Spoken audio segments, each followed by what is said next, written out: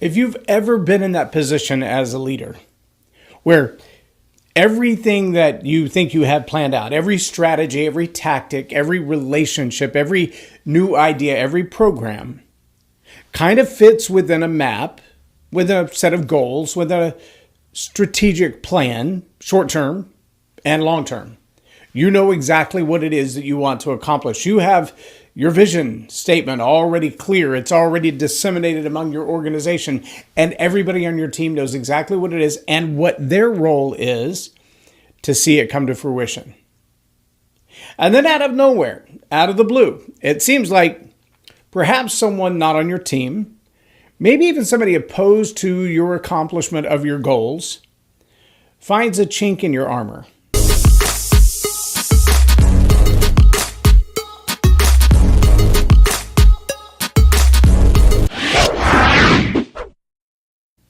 Just that one little place where I want you to think back to the day when we actually wore armor.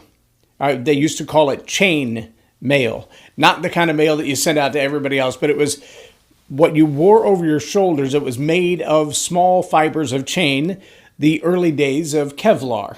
And these chains laid really close to each other. They were tightly woven together. They were made in such a way that it was really hard, like a very small chain link fence, to run a sword through it. Before that, a lot of armor looked like, it looked like fish scales. And so it was little discs of metal plates that laid over the top of each other. And if one of those got flipped up, there was a vulnerability there where a sword or a spear could go through. If one of those got crushed or knocked off, then it would be called a chink in your armor, meaning it just doesn't stop the weapon that's coming at you anymore. And each of those kind of has its own problem. It's a vulnerability.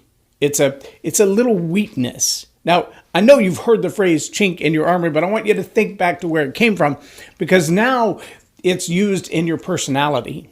It's an expression of the character that you have, a weakness in your education, a limitation of your knowledge.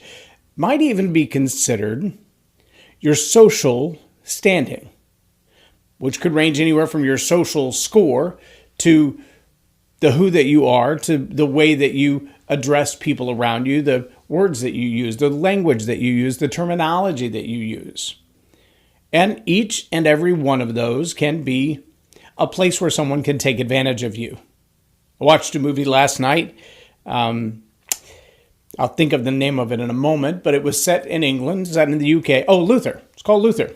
And it was about a cop and, his journey to catch a criminal. But the unique art of this criminal was that he would use social media and artificial intelligence to catch people in nefarious types of behavior, or at least untoward types of behavior. And in all honesty, sometimes it was stuff that with the right apology and maybe a small fine, life goes on and nobody really cares. But it was enough of a mistake that the person who was caught in the act was overwhelmed with shame. And so this criminal would extract from them a confession, or he would use them as puppets to commit other crimes. Sometimes it was blackmail, and all he wanted out of them was money. He was extorting a little money, a little power, a little influence. Sometimes what he wanted out of them, though, was them to sacrifice themselves in a public way where people would see them in their own lives. And there were those that enjoyed that process, and they paid dearly to see it happen. But see, it all happened because this everyday nobody, in whatever their world of influence was, maybe they ran a local retail establishment or a bank or something like that, but they didn't want to be shamed for the decisions that they'd made, and so they had a chink in their armor. Their character was about to be exposed. Their flaws, their decisions, their choices were about to be announced to the entire world. And for them, this announcement of their belief system, their ideologies, their practices, their behaviors to the world was, well, frankly, more than they could bear. For them, death was a more suitable option than exposure. Now, I'm going to be honest and tell you, I know shame. I knew shame for many, many years when I was addicted to pornography. I get it. I know it can own you. I know it can push you to the brink of suicide. I know it can do a number on your psyche, on your mental confidence, on your ability to do your job, on your ability to maintain a relationship. I get it. Shame is a big deal. It's a huge tool of leverage. In fact, if you watch political circles at all, you'll notice there are people out there who seems like their only tactic, their number one most effective strategy is to shame you. Now, the irony is the way that they do it is that they put the word shame behind dozens of other ideologies that you might hold, and they accuse you of shaming others. And by so doing, they shame you. That's kind of their tactic. Honestly, it's a squeeze play. A squeeze play. By that, I mean they put pressure on you from multiple sides that any one of them you could push through and think, well, I can get past this. But when they come at you from multiple fronts, the way that your business is branded, your reputation, the choices that you make, even what you find funny. Yes, just this last week, there was a NASCAR driver who basically ended his career by liking a tweet that someone else wrote. He didn't write the tweet. There's not a grand bed of evidence that he agreed with the philosophy of the tweet for all of his life. But in the moment, perhaps alcohol was involved, perhaps not. In the moment, he hit the like button. Oh my gosh, he hit the like button. Yes, he hit the like button. And because of that, his growing career is over. Why? Well, because the squeeze play was enacted. If you don't agree with us, if you don't comply with this, I can't think of a better word than tyranny, of ideologies, if you don't submit yourself, if you don't become a part of this big picture of shaming the wrong people and lauding the right people, then you will be hushed, silenced, shut up, censored, quieted. In fact, if you don't, the first time the pressure is put on you, then the next time the pressure is put on you, it won't just be the social standing that you have, the stigma that you have. It might well be your NASCAR career, your NBA career, your NFL career. It might be the most important thing in your life, your ability to make money. And if that doesn't work, if they pressure you to believe that if you don't say the right words or refuse to say the wrong words, if that's the case, if you like the wrong post or don't like the post they're telling you, if you don't put a black box on your social profile, if you don't promote what they tell you to promote, then you not just might lose your social standing and potentially your career, but whatever money you have made that sits in that little centralized BANK thing, they're now taking those away as well. The first one I was aware of was the convoy of truckers in Canada when they closed their bank accounts. And then they went one step further. They foreclosed on all of their heavy mortgages, only term for a loan for a semi because most of them cost about the same price as a house. But it's a vehicle through which they make their living. It's their money. It's not just a job. It is their business. It's everything they have wrapped up in the ability to transport goods and services from one side of the country to the other. When you take that vehicle away from them, you take away the ability to make money. It's kind of like ending your career, putting you on a layoff, putting you on the bench, taking you out of the limelight, not booking you for any more roles on the acting platform. See, all of these are squeeze plays. They all have one agenda. They all have one purpose, and that is, I don't care what it is that you think you believe. I intend for you to believe what I want you to believe, to do what I've told you to do, to say what I've told you to say, to stand your ground where I want you to stand your ground, not where you think you should stand your ground. In fact, your opinion doesn't really matter. Now, where this really comes down for us as leaders is leadership is influence, nothing more and nothing less. If you have influence, then you are a leader. If you are a leader, it is because you have influence. Those two are inextricable. And because you have influence, your influence is being monitored, and if they can, it will be managed. It's not just a matter of saying, well, how much influence do you have? It is, how effective is that leadership? And the squeeze play, the pressure from all sides, from your reputation to your industry, to your business, to your success, even to your banking. I'm sure soon it will be your family. That was part of the manipulation of the criminal, was that he would tell people straight up, look, you're going to do what I want you to do. I don't care if you are an investigator with the police. You're going to do what I want you to do. I don't care if you are a politician. You're going to do what I want you to do. I don't care if you are a delivery driver. You will do what I want you to do, or. And his list of or was pretty significant. I'm going to release the video to your wife, to your boss, to your friends, to your coworkers, to the media, to the public. Everybody in the world will know what you did. Now it's the social pressure beyond saying, they don't agree with such and such, or, oh, I can't believe they do agree with such and such. And now it's on to, I'm going to make sure you're not liked, welcomed, comfortable, influential, anywhere. And for a lot of people, that's as good as dead. For a lot of people, their self-worth comes from the influence they have. If you're an insecure leader, it might be yours as well. Listen, if you're the kind of leader that just by losing the job you have now, the influence you have now, the culture that you live in now, if that's the end of your hope in life, call me. We need to chat, because that is not the purpose or meaning of your life. It's a function you serve right now, and that's it. It might mean financially starting over. It might mean building new relationships. It might mean changing your worldview. But the reality is, it is not the only reason you're here. And there's great opportunity for you to do otherwise. Seriously, there is. But for those that all of the eggs are in one basket, and that one basket is the job, the career, the influence, the social media influence, the talk show, we've seen them. They get ejected from their high and lofty places and they vanish into the dust. Some literally choose to retire. And they're like, okay, I'm all done. If I can't say what I want to say, then I'll say nothing.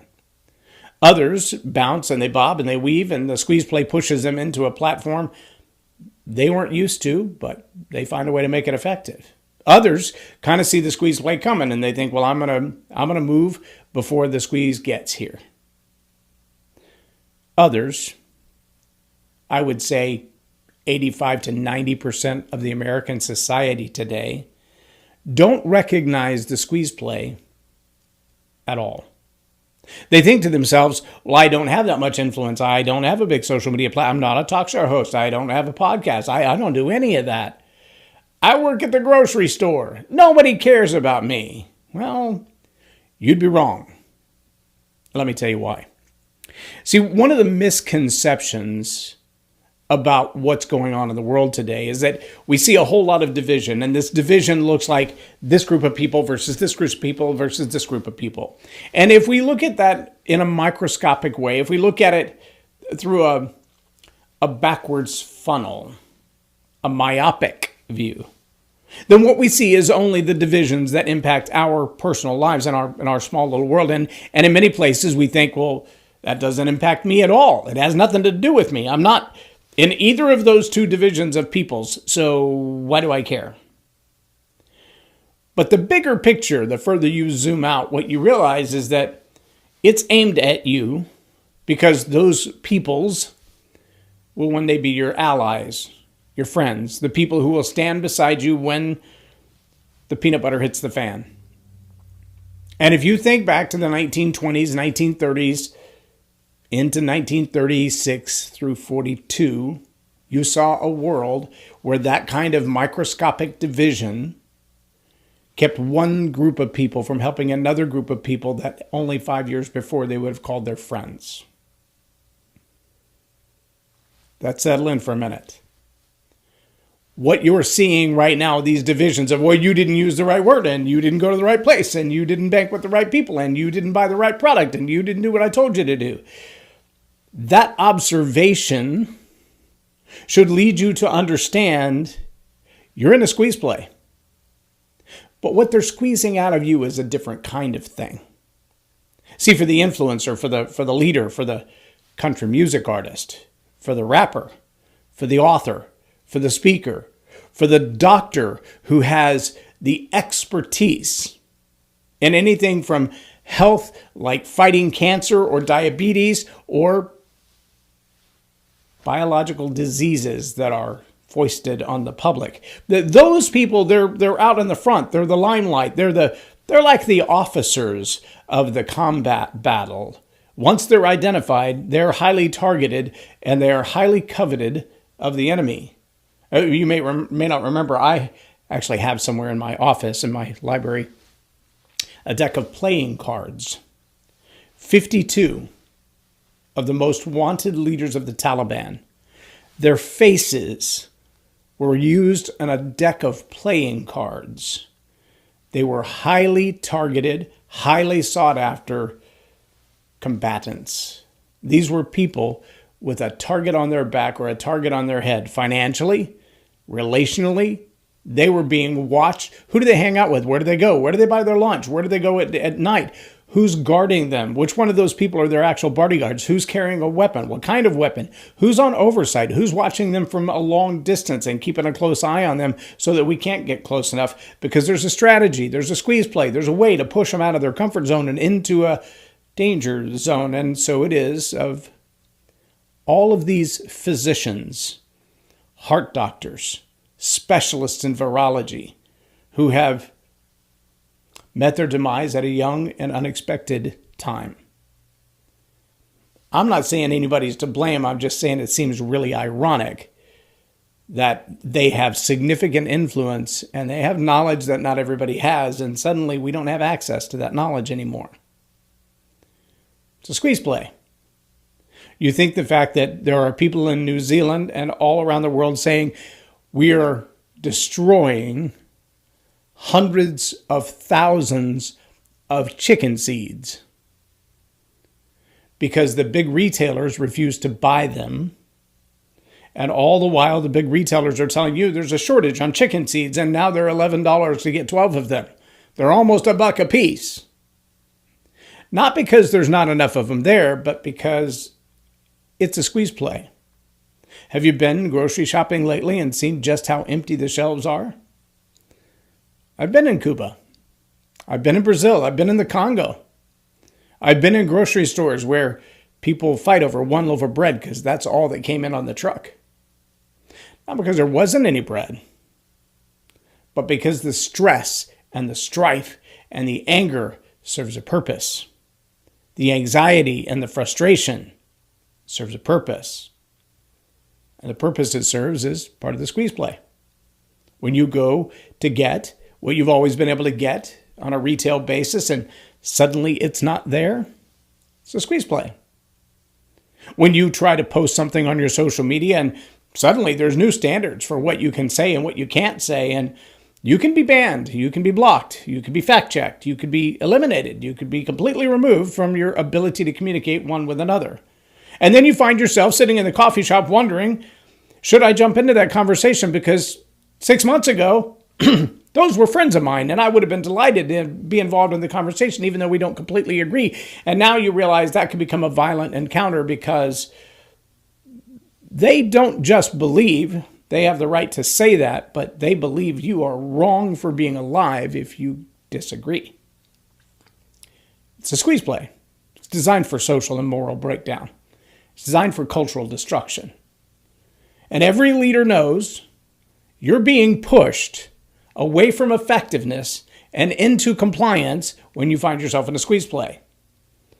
The financial burden, the financial risk, the relational burden, the relational risk, the social burden, the social risk. It's a squeeze play.